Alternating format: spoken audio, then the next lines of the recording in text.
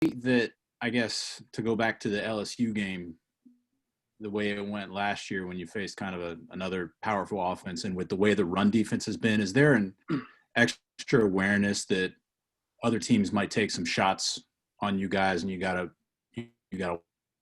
teams trying over the top on you like C did a couple times? Yeah, definitely. That's with any team in football, any defense. There's opposing teams that's looking at your other previous games and trying to find out a flaw to be able to, capitalize on during the game. And I think there's going to be a few things that the opponents that we go against in the next few weeks try to exploit our defense with. And that's something that we're prepared for. We practice for all those things. We come in there and make corrections about them the week before, and we move on to the next game and the next game plan. Hey, Richard, Kirby was saying that when offenses go up tempo, it can sort of make a defense's fundamentals get sloppy. How do you guys try to avoid that, both in terms of, tackling and also just communicating, assignments and stuff on the back end? By in practicing very fast and trying to make sure that we don't lose our fundamentals, as Coach was saying, in fastball periods, and being able to tackle, wrap up, do the little things good, so we're not able to be one of those teams that have to experience that type of breakdown during the team play. Next, we'll have Dennis Dodd and Sean from AP. Richard, when you look around really college football, not just the SEC, and see all these high-powered offenses, how much pride do you take in just doing it the way you guys do it defensively? I don't want to say it's old school, but it's what we're used to seeing. Yeah, definitely. That's something that they emphasized since we got back. Starting everything back up, though, there's nothing for our defense is going to change. We're going to make sure that we keep things basic, check all the boxes off, and be the defense of Georgia that's been known for plenty of years, the last 4 or 5 years of being, this bolting our feet down in the ground and making teams go the long and hard way. That's something that we pride ourselves on. And it's 11 guys to the ball every time the ball is being snapped, 11 guys playing together. That's something that you can always count on coming from this Georgia defense. Monday through Friday, we practice like there's not going to be no tomorrow. We hit each other, we thud each other. And that's the way football needs to be played and keep the fine principles defined. Thanks. Thank you. I was actually going to ask something very similar, but when you sit down and watch this and see the scores on a Saturday night, you see 63-48, you see other teams, a lot of shootouts. Do you kind of like shake your head and go, they hadn't seen us? I mean, because obviously you guys have such a good defense. And yeah. Sometimes I look at the scores and like, man, there's a lot of ball being played over there, and I can't really speak for the other teams or nothing like that, but I just make sure, our defense is ready to play on Saturdays. And we keep the other opposing team under 13. That's our goal.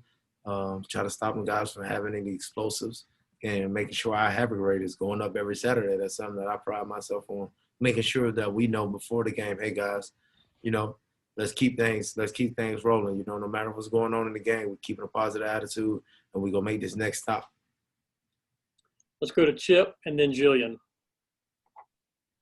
Yeah, Richard, at this point, you've watched a lot of video of opposing teams' offenses. I assume you've got an eye full of Alabama, Ole Miss. If I'm not mistaken, they scored on 9 of 11 touchdowns on 9 of 11 possessions, and almost got every yard you could possibly get in a game. I'm just wondering, as a defensive guy, when you look at that, I mean, what's your takeaway? And then, the out of the 9 of the 11, one of them was a fumble on the 1 yard line. So it could have been easily 10 out of 11. But, man, just my outlook on it, those guys was going fast. It was a lot of, different things going on at once. A lot of moving parts happening in front of the opposing defenses. And it just seemed like things, just got a little overwhelming. That's something that we here at Georgia, man, we pride ourselves on keeping our composure, keeping things in front of us, and making sure we play the next play like it's our last play. Like you said, man, it was just so much going on, the last few weeks as far as scoring that, defenses don't really take the time out and really get back, what really got them there in the first place. And that's something that we do. We go back and we find our mistakes, good plays, bad plays, and make sure that it don't, turn into explosives on the Saturdays.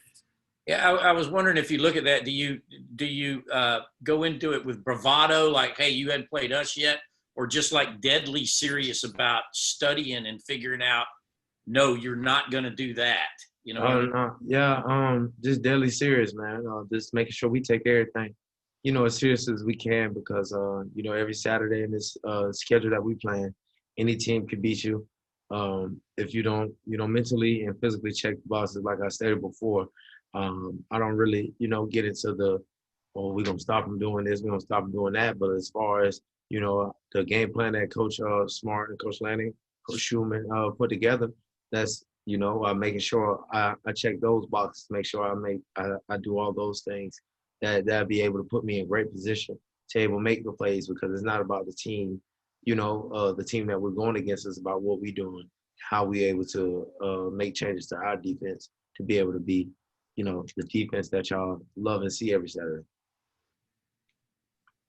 Hey, Richard. So in your opinion, what have you seen up until this point that makes this defense special from any other year that will give you guys an edge against such an elite offense on Saturday? Definitely can say going against elite offense, Monday through Friday. Seeing those guys on the other side of the ball, DeJuan, Stetson, any quarterback that we have here, has just been giving us all type of looks and all type of things that we need with all these backs, and how great our offensive line is. Within ourselves, within our team, man, we have great pieces on the puzzle, and just seeing those guys Monday through Friday have us well equipped for the game on Saturday. Even the scout guys come and give great looks, man. And by the time that we get to the game, we'd already played it 4 times during the week. So we know exactly what's going to happen. We know exactly what's going to, what we're going through, because of the great game plan that our coaches spend so much time in putting together for us. Let's go to Mike Griffith and Mark Weiser. Hey, Richard, a couple questions. One, the ejection a couple of weeks ago, looked like you led with your shoulder on a guy that went low. And in hindsight, how do you do that over? You just can't let that affect your play? And I guess secondly, will you guys keep 13 as your goal even for Alabama? Yeah, man. Just the ejection call, man. It just was a bang bang play. Could have went either way, man. I thought I led with my shoulder also. A call's a call. Got to respect it. And yeah, our score total was 13. It's always going to be 13 no matter who we play. It's not even no disrespect to the other team or nothing like that, but that's just something that we have within ourselves to be able to try to pull out as a goal for our defense. Richard, for a guy that's a senior that has obviously had a prominent role the last time you guys played Alabama, what's your thoughts about getting another chance to go up against them? This program's obviously gone toe-to-toe with them the last couple times. Yeah, I mean, this is a brand new team. We have a brand new team that had that games in the past. Both of us played 2 hell of a games at that time. But, this is just the next one, man. We not really looking back on anything that happened before. We just ready to, be able to change what's going on and affect what's happening now. We've got time for one last question. Let's go to Dean Legge. Richard, being the last guy back there as a safety, how do you make sure that you're where you're supposed to be mentally for this game, not getting sucked in with play action pass, et cetera, with as effectively as Bama has thrown the ball? Yeah, definitely film study, being able to have confidence in myself and my reads. Whatever I see on tape, that's what I take into the game with me. For 3 years, 4 years now, and I've been relying on the film study to be able to make plays. And now that the older I got, I've been able to help my other cohorts in the back end and help guys. And that's just something that I pride myself on, being able to be confident in my play and all the other guys that's in the room with me at the same time. Also, just being back there is the most exciting feeling ever, because it's just an adrenaline rush. Keep everything in front of you is what I tell myself before every snap. Okay, Richard, thanks a lot, man. See you tomorrow. Thank you. Thanks, Richard.